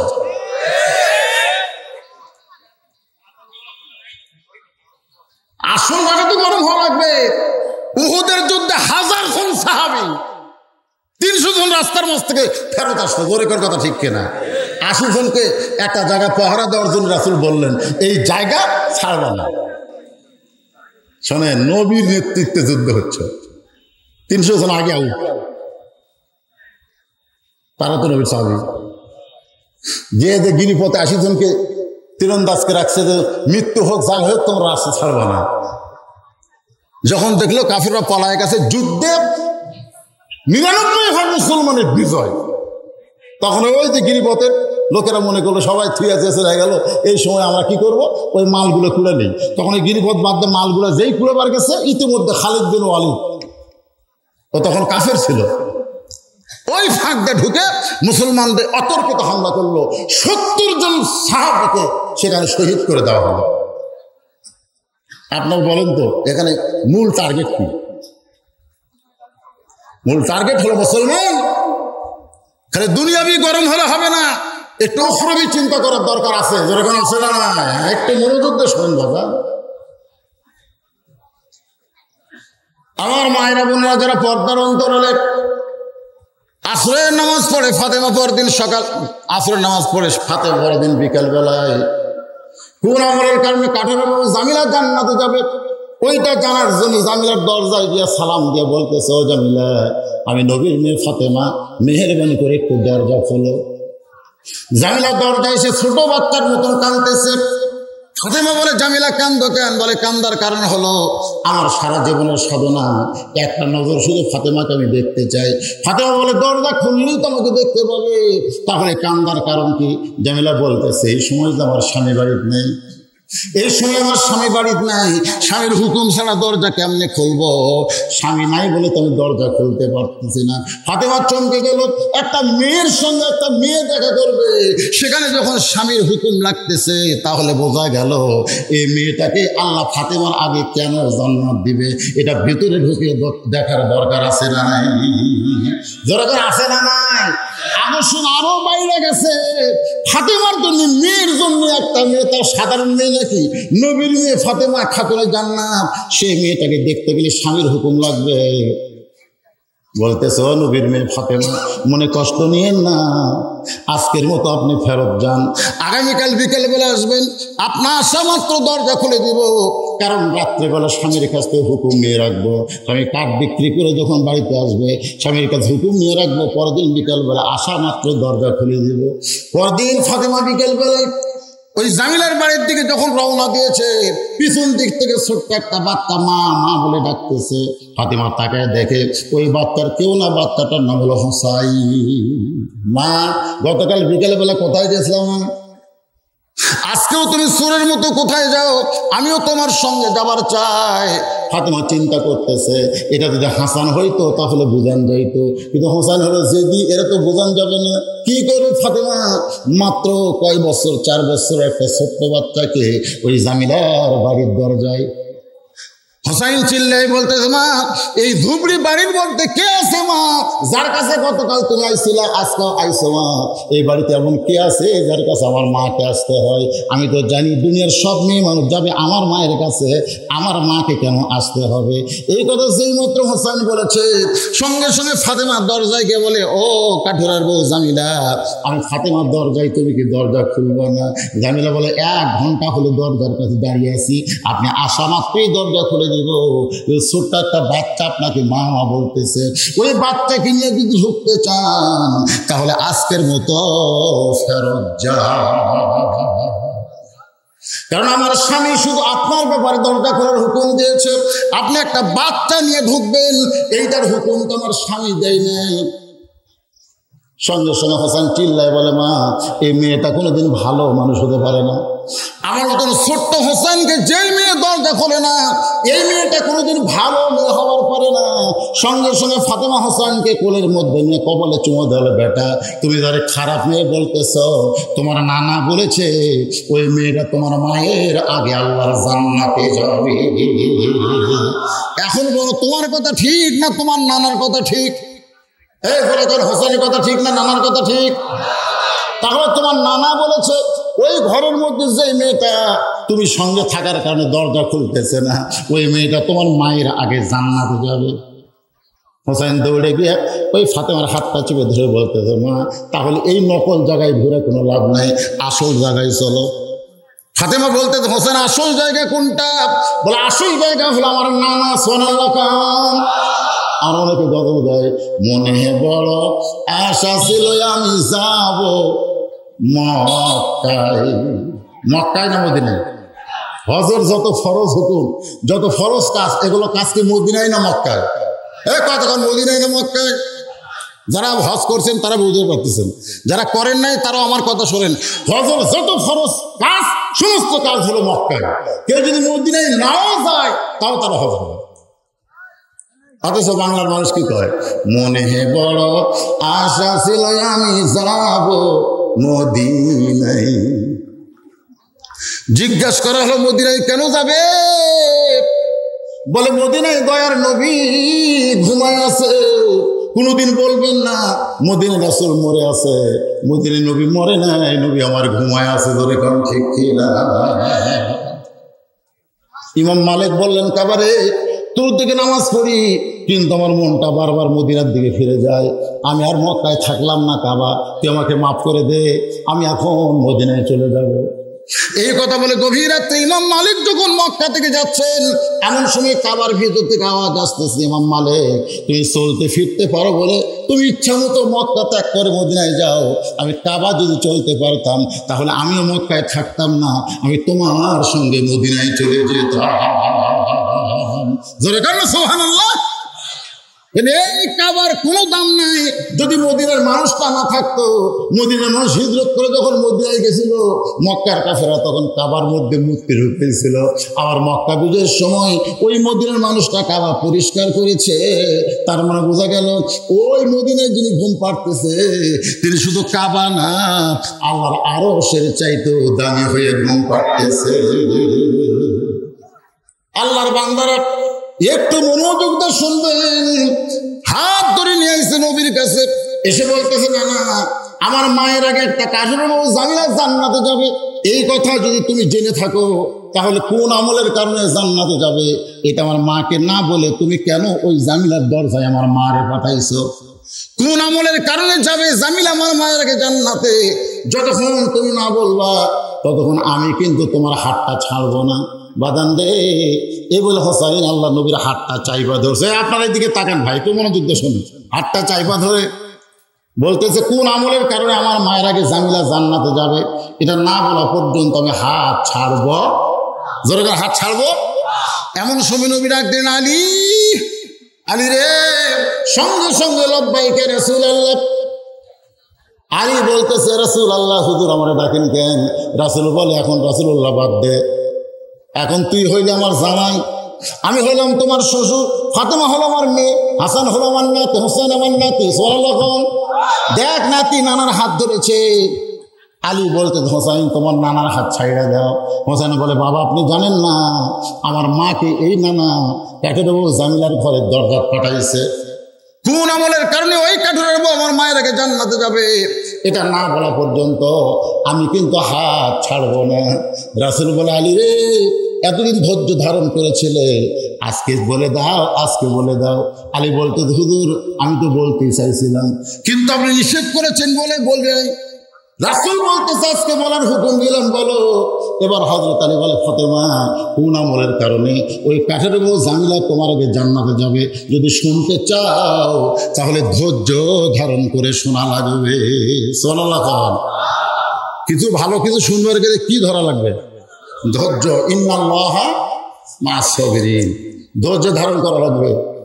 এখন যদি এক লোক কয়, হুজুর সারা জীবন আপনার পাশে মাগরিব পড়ি, এশা পড়ি, ফজর নামাজ পড়ি, এই একই সূরা আলহামদুলিল্লাহ রাব্বিল আলামিন, আর কতদিন কবেন হুজুর? একই সূরা শুনতে শুনতে আর ভালো লাগে না। আপনি বলেন তো এই কথা বাংলার কোনো মুসল্লি কইছে? যেরকম মুসল্লি কইছে, কারণ ওই সূরা ফাতিহার মধ্যে এমনভাবে ডুবে গেছে যে একই সূরা বারবার কিয়ামত পর্যন্ত শুনলেও ও ধৈর্য হারা হবে, ধৈর্য হবে না। তো একটু ধৈর্য ধরা লাগবে। ইন্নাল্লাহা মা'আস সাবিরিন, আল্লাহ কেন বললেন ধৈর্যশীল? আমি আল্লাহ রয়েছে, অধৈর্য হলে চলবে? তাই এই যারা উপরে দাঁড়িয়ে আছেন কষ্ট করে আপনার ভিতরে বসেন, তো বসেন, একটু ধৈর্য নিয়ে বসেন। আল্লাহ কোরআনে বললেন, ওয়ালা নাবলুওয়ান্নাকুম বিশাইইম মিনাল খাউফি ওয়াল জুই ওয়া নাকসিম মিনাল আমওয়ালি ওয়াল আনফুসি ওয়াস সামারাতি ওয়া বাশশিরিস সাবিরিন। আল্লাহু আকবার। ওয়া বাশশিরিস সাবিরিন। কত কষ্ট হবে তোমাদের, অনেক কষ্ট দিয়ে, অনেক গরম দিয়ে, অনেক ঠান্ডা দিয়ে, অনেক ক্ষুধা দিয়ে, মানে ক্ষতি জানি ক্ষতি। আমার এলাকায় বলছেন এত সুন্দর ধান হয়েছে, এত সুন্দর ধান 10 বছরে হয় নাই, জমির ধানের গাছ হয়েছে, কিন্তু এমন একটা অসুখ, খালি ধান গাছ কাটতেছে, ধানের গাছ কাটতেছে। যতই দেখবার যায় প্রত্যেক দিন বিকালে গেছে অনেক মরা, কিন্তু মরতেছে কি ভিতরে ঢুকা থেকে ইন্দুরে কাটা দিচ্ছে, কত কি করতেছে। কিন্তু না, একজন রাগ করে বলে, হুজুর এত ঘুষখোর সুদখোর বাংলাদেশে দুর্নীতিবাজ আছে যারা কোটি কোটি টাকা বিদেশে পাচার করতেছে, ওদের কিছু কষ্ট হয় না, ওদের কোনো শাস্তি হয় না, আর আমার কৃষক আমাদের উপরে এত পরীক্ষা কেন? আমি বললাম, বাজান কোরআনের কাছে আসো, তোমার উপর এত পরীক্ষা কেন? আল্লাহর কোরআন তোমাকে এর সলিউশন দিয়ে দিবে। ধরে কেন? সুবহানাল্লাহ। আমরা তো আসি না, দূরে থেকে। আজকে একটু বসেন, একটু ধৈর্য নেন। ফাতেমাকে হয়তো বলতে ধৈর্য ধারণ করা লাগবে। ফাতেমা বলে, আপনি যদি জানেন তাহলে এতদিন বলেন না কেন? বলে, বলবো কেমনে, আল্লাহ নবীর নিষেধ করেছিল, আজকে বলার হুকুম দিছে, বলে শোনো। এবার ফাতেমা চুপি করে বসে গেছে।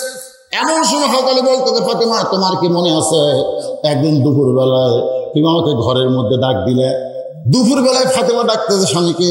আলী যখন ঘরের ভিতরে, ফাতেমা বলে, স্বামী আপনি জানেন না আজকে হাসান হোসাইন 2 দিন হয়ে না খাওয়া, ক্ষুধার জ্বালায় বারবার কান্দে, আমি মা আর সহ্য করতে পারি না, এই জন্য আমি কি করব, আমার এই ওড়নাটা আমি আপনাকে দিয়ে দিলাম। তবে স্বামী এই ওড়নাটা বাজারে বিক্রি করে যেই দাম হবে সেই দাম নিয়ে হাসান হোসেন একটু খাবার নিয়ে আসবেন। আলী বলতে, ফাতেমা তোমার সেই ওড়নাটা আমি জামার পকেটের মধ্যে ঢুকাইলাম, আমি আলী বাজারের মধ্যে ঘুরতেছি আর মনে মনে চিন্তা করতেছি, ওড়নাটা বের করে যদি বিক্রি করতে চাই, আর কোনো খরিদ্দার যদি জানবার চায় কার ওড়না, আমি যদি বলি এটা ফাতেমার ওড়না, তাহলে অবশ্যই মনে মনে চিন্তা করবে যে স্বামী বইয়ের ওড়না বেচা খায়, এই স্বামী হলো দুর্বল স্বামী। ধরে কোন কি স্বামী? আপনার বলেন তো, হক আলী দুর্বল না সবল? এজন্য এখন দুর্বল না সবল? যার বীরত্ব দেখে আল্লাহ ডিগ্রি দিয়েছে আসাদুল্লাহিল গালিব, ইসলাম গালিব করার ব্যাপারে আলী হচ্ছে আল্লাহর সিংহ। ধরে কোন সুবহানাল্লাহ। যিনি কানুজ দুর্গের দরজা হেসকা টান মারছে, জিহাদের ময়দান ঢাল হসে, যুদ্ধ যখন মুসলমানের বিজয় হলো, রাগ করে দরজাটা ফেলে দিল, 80 গজ দূরে গিয়ে পড়ছে, 100 জন পুরুষ মানুষ সেই দরজাকে নড়াবার পারে না। তাহলে সে আলী সবল না দুর্বল? কিন্তু মনে মনে চিন্তা করে যদি জিজ্ঞাসা করো না কার, আর আমি যদি বলি আমার বইয়ের, তাহলে অবশ্যই খরিদ্দার ভাববে আলী দুর্বল হয়ে গেছে, বইয়ের জিনিস বেচা খায়, কি করবো আমি ফাতেমা, তোমার অন্য ফকরের মধ্যে বাজারে ঘুরতেছি। এমন সময় খরিদ্দার আমাকে সালাম দেবেন, আলী ভাই আমার মনে হয় আপনি কিছু বিক্রি করবেন। আমি আলী চমকে গেলাম, আমি বিক্রি করব। এই খরিদ্দার কেমনে জানলো? সুবহানাল্লাহ বলেন। অন্যটা কি বার করা আছে না পকেটের মধ্যে আছে? পকেটের ভিতরে না। আজ খরিদ্দার সালাম দিয়ে বলতেছে আমার মনে হয় আপনি কিছু বিক্রি করবেন। আলী বলে ফাতেমা আমি চমকে গেলাম, কি বিক্রি করব? সে না জানলেও তো বললো কিছু বিক্রি করবেন। আমি পকেট থেকে অন্য যেই মাত্র বাই করছি, ওই খরিদ্দার ব্যাগ এভাবে ফাঁক করে ধরলেন।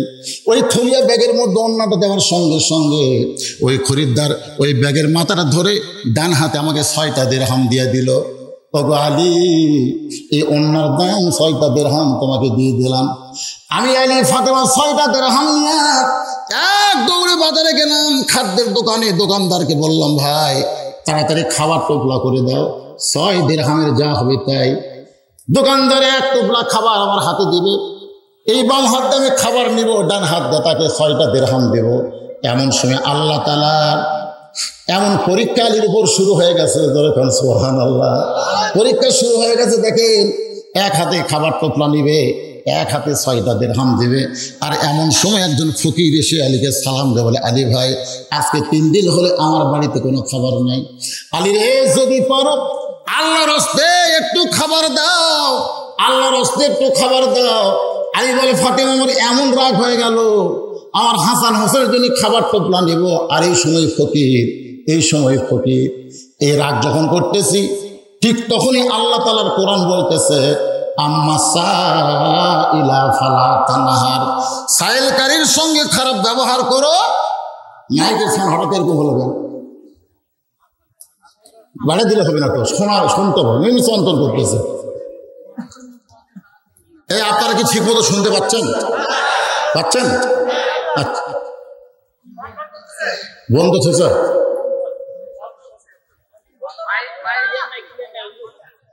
ক্লিয়ার করবো, ক্লিয়ার হচ্ছে আসল, বাড়ালে ক্লিয়ার হয়। যেটা ক্লিয়ার হবে তোমরা মাইক ভালো জানো। একটু মনোযোগ দেন পরীক্ষায়। আল্লাহ যে বলতেছেন আল্লাযী খলাকাল মাউতা ওয়াল হায়াতা লিয়াবলুয়াকুম, তোমাদেরকে পরীক্ষা করা হবে মৃত্যু আর জীবন দিয়ে। যেই মাত্র খাবার নিবা ফাতেমা, সঙ্গে সঙ্গে ফকির এসে যখন সাহায্য চায়, আমার এত রাগ হলো আমি ফকিরকে কিছু বলতে যাব, এমন সময় আল্লাহর কোরআন আমার সামনে এসে বলতেছে আম্মা সাইলা ফালা তানহার। আপনার বলেন তো কোরআনের দামের গুরুত্ব বেশি না আলীর রাগের গুরুত্ব বেশি? কারণ আলীর রাগের গুরুত্ব বেশি না কোরআনের দাম বেশি? আলী বলতেছে ফাতেমা আল্লাহর কোরআনকে দাম দিয়ে আমি পকেট থেকে 1টা দিরহাম বের করে ফকিরকে দিব, আর 5টা দিরহামের যে খাবার হবে সে খাবার নিয়ে চলে যাব। এই নিয়ত করে 1টা দিরহাম বের করে যখন ফকিরকে দিবার চাই, এমন সময় আল্লাহর কোরআন আমার সামনে এসে বলতেছে ওমা তুনফিকু মিন শাইইন ফি সাবিলিল্লাহি ইউফা ইলাইকুম ওয়া আনতুম লা তুযলামুন। সবাই একটু জবান খুলে বলেন আল্লাহু আকবার। আল্লাহর কোরআন বলে আলী তুই কি মনে করতেছিস যে ফকিরকে যা দিবি ফকির নিয়ে চলে যাবে? আমি আল্লাহ বলতেছি অফাইলাইকুম, আমি আবার তোর দিকে ফিরাই দেব। তুই 1 দিবি, আমি আল্লাহ দুনিয়াতে তোকে 10 দেব। ধরে কোন সুবহানাল্লাহ। তুই 2 দিরহাম দিবি, 20 দিরহাম পাবি। 6 দিরহাম যদি দান করিস আলী, আমি আল্লাহ তোকে এই দুনিয়াতে 7 দিরহাম দিয়া দেব। কয় দিরহাম? তাহলে আল্লাহর কোরআনকে বিশ্বাস কম করে না বেশি করে? বেশি করে। যার কারণে ওই 6 দিরহাম ফকিরকে দিয়ে দিয়েছে। ফকির 6টা দিরহাম নিয়ে যখন চলে যায়, খাদ্যের দোকানদার বলতে আলী ভাই খাবার কিন্তু টোপলা হয়ে গেছে, আপনি টোপলা নিবার সেই টোপলা না নিয়ে ফকিরকে দান করে দিলেন।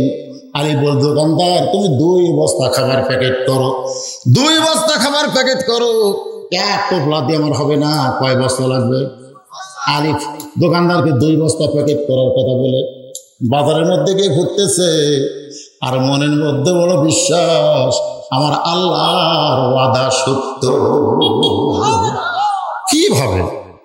কিভাবে সত্য হবে? এইটা মুসলমান চিন্তা করবে না। মুসলমান চিন্তা করবে আল্লাহর ওয়াদা সত্য না মিথ্যা।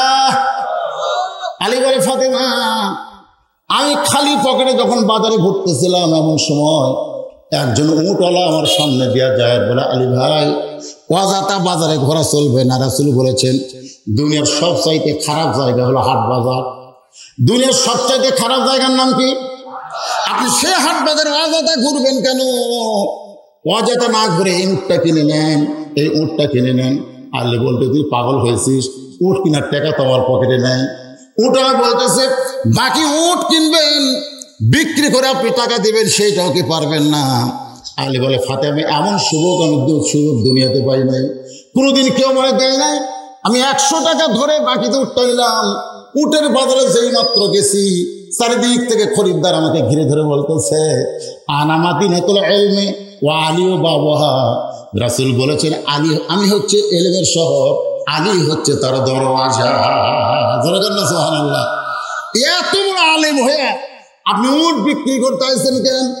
সবাই যখন আলীকে নিয়ে টিটকারি করতেছে, এমন সময় খরিদ্দার এসে বলতেছে উটের দাম কত নেবেন?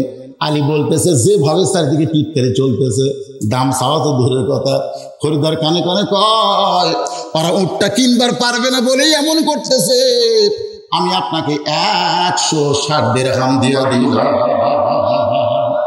আলী বলে ফাতেমা 160 দিরহামে উটটা বিক্রি করে উটওয়ালাকে 100 দিরহাম দিলাম, বাকি 60টা দিরহাম নিয়ে ওই খাদ্যের দোকানে গেলাম। দোকানদার বলতেছে 2 বস্তা প্যাকেট। আলী বলতেছে দাম কত? বলে 60 দিরহাম দিলেই চলবে। আলী বলে ফাতেমা ওই 60টা দিরহাম দিয়ে 2 বস্তা খাবার 2 কান্দে নিয়ে আমি যখন বাড়ির দরজায়, যেই মাত্র বাড়ির দরজায় ফাতেমা জানলা দিয়ে দেখতেছে তার স্বামী 2 কান্দে 2 বস্তা খাবার নিয়ে আসতেছে। ফাতেমা হিসাব করে অন্য বিক্রি করার টাকা দিয়ে বড় জোর 1 টোপলা খাবার হবার পারে, 2 বস্তা খাবার কোত্থেকে নিয়ে আসে? সঙ্গে সঙ্গে ফাতেমার দরজা বন্ধ করে দেয়। স্বামীর হাতে ব্যাগ বড় দেখলে বউ খুশি হয় না বেজার হয়? এই জন্য কারণ স্বামীর হাতে বাজারের ব্যাগ যদি বড় দেখে বউ খুশি না বেজার? আমাদের বাংলাদেশে এত দুর্নিবাস হওয়ার কারণ কি জানেন? এই বইয়ের কারণে। বইয়ের এখানে ইটা চাই গ্রামে থাকবে না, শহরে বাসা করবে, এ করবে সে করবে। এই বইয়ের কারণে অধিকাংশ পুরুষ মানুষ কিন্তু ধ্বংসের পথে। এরকম কথা শিখতে দেখেন দরজা বন্ধ করে দিচ্ছে। আলী সে দরজায় সালাম দিচ্ছে, আসসালামু আলাইকুম ইয়া আহলাল বাইত। ফাতেমা ঘরের মধ্যে গেল, ওয়ালাইকুম আসসালাম। বলে দরজা খোলো গো। বলে দরজা খুলবো, তার আগে হিসাব দেন। অন্য বিক্রি করার টাকা দিয়ে 1 টোপলা খাবার পাবেন, 2 বস্তা খাবার কোথায় পেলেন? আলী বলতে যে ফাতেমা বড় কষ্ট করে 2 বস্তা কান্দে নিয়ে আইছি গো, একটু দরজা খুলে দাও। দরজা খুলে দিলেই তোমাকে বলবো।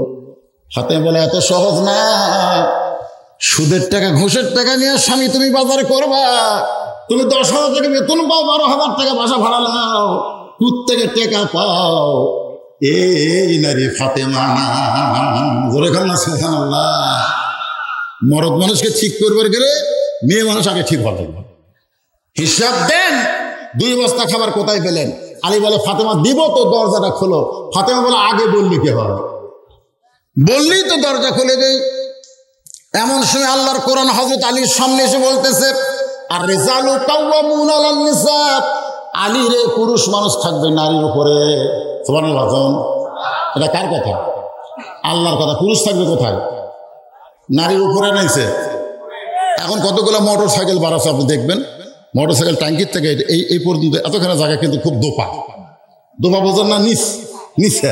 তারপর থেকে দেখবেন আবার নিচে। বলেন তো এরকম সিস্টেম কেন হলো?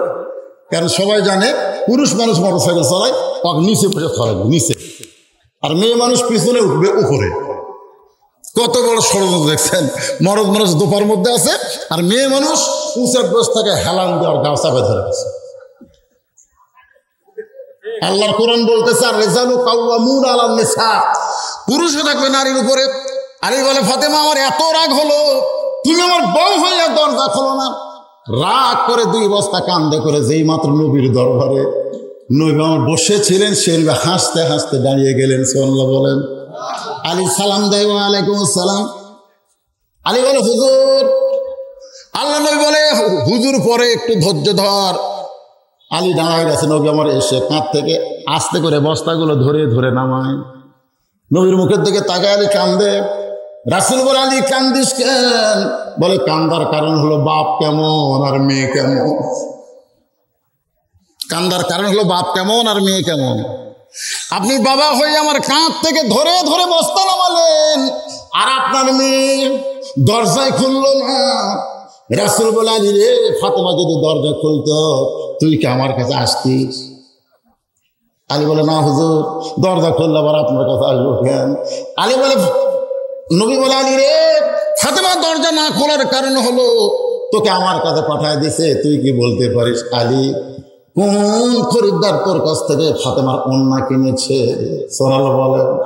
তুই এত জ্ঞানের আলেম, তুই কি বলতে পারিস আলী, কোন ফকির তোর কাছে ভিক্ষা চাইছে?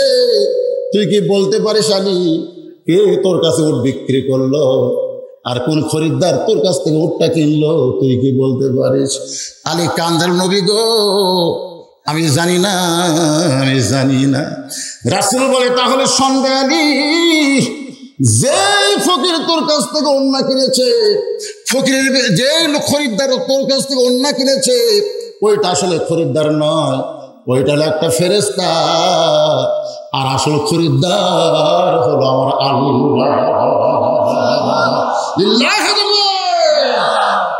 যেইটা তোর কাছ থেকে কিনেছে ওইটা কিন্তু খরিদ্দার নয়, ওইটা হলো ফেরেশতা, আর আসল খরিদ্দার হলো আমার আল্লাহ। আল্লাহ এই জন্যই কিনেছে। ফাতেমা হলো পর্দানিশী, আর পর্দানিশীর ওন্না দুনিয়ার কোনো মানুষ যেন স্পর্শ করবার না পারে, এই জন্য ফেরেশতাকে মানুষ বানায় ওন্নাটা কিনে। বর্তমানে আমার আল্লাহ তাআলা সযত্নে ওন্নাটা জান্নাতের মধ্যে রাইখা দিয়েছে। নবী বলে, আলী রে, তুই কি বলতে পারিস আলী, যে ফকির তোর কাছে ভিক্ষা চাইছে এই ফকিরকে? আলী বলতে, হুজুর আমি কেমনে জানবো? রাসূল বলে, তাহলে শোনো, ওই ফেরেশতা ওন্না কিনে যখন আল্লাহকে দেয়, আল্লাহ ওন্নাটা জান্নাতের মধ্যে রেখে দিয়ে ফেরেশতাকে বলে, কি করবি? বলে, আমার আবার কি কাজ করা লাগবে? আল্লাহ বলে, ওই 10টা দিরহাম, ওই 6টা দিরহাম ফেরত নিয়ে আয় যা। ফেরেশতাকে আল্লাহ হাসান হোসেন না কে আসে বলে ওন্না বিক্রি করলো মায়ের, সেই টাকা আবার ফেরত কেন? আল্লাহ ডাক দিলে, ফেরেশতা আজকে পরীক্ষা হবে, আলীর কাছে সন্তান বড় না আমার কোরআন বড়? পরীক্ষা হবে তো, যা।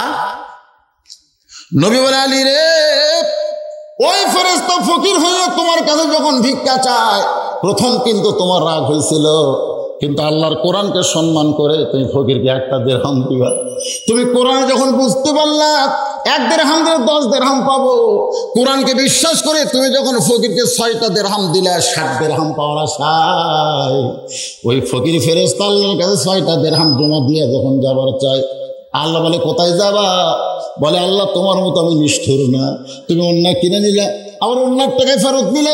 আল্লাহ বলে, ফেরেশতা শোন, আমার আলীকে 60 দিরহাম দেওয়া লাগবে, যা এই উটটা নিয়ে বাজারে যা। আলীর পকেটে পয়সা নিলে কি হবে? আজকে উটটা আলীর বাকিতে দিয়ে দিবি। ওই ফেরেশতা উটওয়ালা হইয়া তোমার কাছে 100 দিরহামে উটটা বিক্রি করলো। ফেরেশতা উট বিক্রি করে যখন যায়, আল্লাহ বলে, আসিস কেন? খরিদ্দার হয়ে 160 দিরহাম দিয়ে উটটা কিনে নে।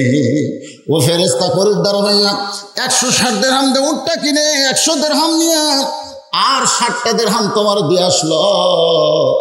তোমার ইমান জাগর হলো, তোমার আমল হলো। আলী রে, ওই 60টা দিরহাম দিয়ে তুমি 2 বস্তা খাবার নিয়ে ফাতেমার ঘরের দরজায়। ফাতেমা মাথা উঁচু করে বলে, বাবা, আমার ঘরে 2 বস্তা খাবার, এইটা কিন্তু আমি জানতে চাই না। আমি জানতে চাই কাঠুরের বউ জামিলা আমার আগে জান্নাতে কেমনে যায়। যেরকম না সুবহানাল্লাহ। দেখেন এত সুন্দর ওয়াজ শুনানো হচ্ছে, তারপরে ফাতেমা কোনটা জানবে? আমার আগে কেন যাবে? যাক, আমার অসুবিধা নাই, আমি খাতুন জান্নাত ডিগ্রি নিয়ে থাকবো, আর আমার আগে জামিলার বউ, কাঠুরের বউ জামিলা কেমনে জান্নাতে যাবে, এটা আমি জানার জন্য বসে আছি। আলী বলে, ফাতেমা, তাহলে শোনো, আসল কারণ হলো তুমি যে খাতুনে জান্নাত, এই কারণে আল্লাহ তোমাকে খালি পায়ে হেঁটে জান্নাতে নিবে না, উটের পিঠে করে তোমাকে জান্নাতে নিবে। সাইদাতুন নিসায়ে আহলিল জান্নাহ, আপনার নাম জানেন না? সাইদাতুন নিসায়ে আহলিল জান্নাহ, জান্নাতি নারীদের নেত্রী হবে। এই জন্য আল্লাহ তাআলা সম্মান করে উটের পিঠে করে জান্নাতে নিবে। তুমি যখন উটের পিঠে চলবে, উটটা আপন গতি চলতে থাকবে, কিন্তু জান্নাতের কাছে এসে উটটার পাও ব্রেক হয়ে যাবে। ফেরেশতা বলে, আল্লাহ হাজরে জান্নাতকে উটের পিঠে নিয়ে উটটা চলতেছিল, কিন্তু তখন জান্নাতের নিকটে এসে উটটা কেন থেমে গেল? আল্লাহ বলে, উটটা যদি থেমে যায় তখন উটটাকে টানা টানে জান্নাতে নিয়ে যাওয়া লাগবে। ফেরেশতা বলে, আল্লাহ কি ধরে উট টানবে? উট তো টানার কিছুই দেখা যায় না। আল্লাহ তখন বলবে, আমার ফাতেমার ওন্না আছে জান্নাতের বাগানে, ওই ওন্নাটা নিয়ে উটের গলায় বেঁধে দাও। আলী বলে, ফাতেমা ওই ওন্নাটা যখন উটের গলায় বেঁধে দেওয়া হবে, উটের একটা অংশ অন্যের একটা অংশ নিচে ঝুলতে থাকবে। ফেরেশতা বলে, আল্লাহ এখন ওন্নাটা ধরে কে টেনে নিয়ে যাবে ফাতেমাকে, উটটাকে জান্নাতে? আল্লাহ ডাকতে বলে, জামিলা রে কাঠুরের বউ, তুমি কোথায়? সবসময় তোমার স্বামী দোয়া করতো, আল্লাহ আমার জামিলাকে সবার আগে তুমি জান্নাত দিও। যে জামিলা নবীর মেয়ে ফাতেমার জন্য দরজা খোলে না আমার হুকুম না পাইয়া, আমি দুনিয়াতে কিছুই দিতে পারি না। আল্লাহ এই দোয়াটা করি, আমার এই বউটাকে তুমি সবার আগে জান্নাত দিও। আলী কান্দার বলে, ফাতেমা তুমি জান্নাতের নেত্রী হবে, এই জন্য আমি কোনোদিন তোমার জন্য দোয়া করি নাই, কিন্তু স্বামীর দোয়া জান্নাত কবুল করে সেইটা প্রমাণ করার জন্য বলবো, জামিলা রে উটটা ফাতেমার টেনে টেনে জান্নাতে নিয়ে যাও। এখন জামিলা এসে ওন্নাটা টানা শুরু করে দিবে। আলী বলতেছে, ফাতেমা ওই জান্নাতে উটের পিঠ থেকে তোমার পা জান্নাতে পড়ার আগে ওই কাঠুরের বিবি জামিলার পা জান্নাতে চলে যাবে। সঙ্গে সঙ্গে ফাতেমা বলে, আল্লাহ যে মেয়েরা পর্দার মধ্যে থাকবে আর যে মেয়েরা স্বামীর কথা মতো চলবে, এই মেয়েদেরকে জামিলা ফাতেমার সঙ্গে তুমি জান্নাত দিও। আর মায়েদের জন্য বলতেছি, মা নামাজ রোজা এগুলো তো আপনারা করবেন, এর সঙ্গে পর্দা এবং স্বামীর কথা মানার দরকার আছে না নাই? দরকার আছে না নাই? ভাইজান এই ওয়াজের মধ্যে কিন্তু একটা মারাত্মক কথা আমি কইছি, এটা আলী বিশ্বাস করছে। এখন আপনাদের বিশ্বাস হয় কিনা? বিশ্বাস হয়? সে কথাটা হলো 1 টাকা দিলে 10 টাকা পাবে, এটা আলী কিন্তু বিশ্বাস করছে। 1 টাকা দিলে কয় টাকা? আপনার যদি 100 টাকা দেন তাহলে কয় টাকা পাবে? ওই তো ওটা শুরু করছে বিশ্বাসীরা, বিশ্বাসী যারা তারা উত্তর শুরু করছে, হুজুর তো আসল জায়গা হাত দিল। মসজিদের ছাদ হয়নি, কাউ দেওয়াল হয়েছে নাকি? টাইলস হয়নি, অনেক কাজ বাকি মসজিদের উন্নয়ন কল্পে। জানালা হয়নি, দরজা হয়নি। আপনারা উঠবেন কেন? যে কটা আছেন তো আপনার বুঝতেছেন না, বিশাল ধানের বোঝা। সবাই বলে সব ধান না রে, অনেক সিটা পাতান আছে। তো বলে ধানের মতোই তো দেখা যায়। বলে ধানের মতো দেখালে কি বড় একটা ফ্যান এসে বাতাস দেয়, যেই বাতাস দেওয়া শুরু করছে দানাদার ধানগুলোটি পড়ে থাকে আর সিটা পাতানগুলো সব উড়ে ফেলে যায়। তা আপনারা তারা উঠে চলে যাচ্ছেন, সিটা পাতান আপনারা।